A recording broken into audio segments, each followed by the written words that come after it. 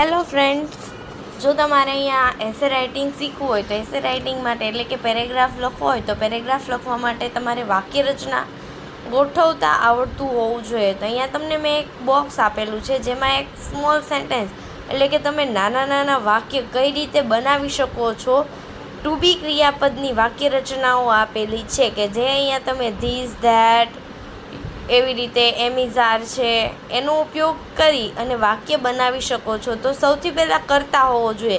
કર્તા તરીકે this that છે, આઈ એમ ઇઝ આર, ત્યાર પછી આર્ટિકલ. કર્તા તરીકે કોઈ પણ તમે નામ લઈ શકો છો.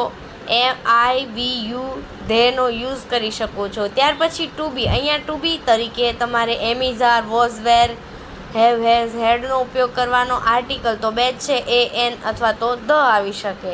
ત્યાર પછી જો નામમાં કોઈ વિશેષણ હોય તો એ લખવાનું. ત્યાર પછી નામ, સ્થળ અને સમય. આ રીતે તમારે આ બોક્સ યાદ રાખવાનું જેથી તમને પેરેગ્રાફ લખવામાં સરળ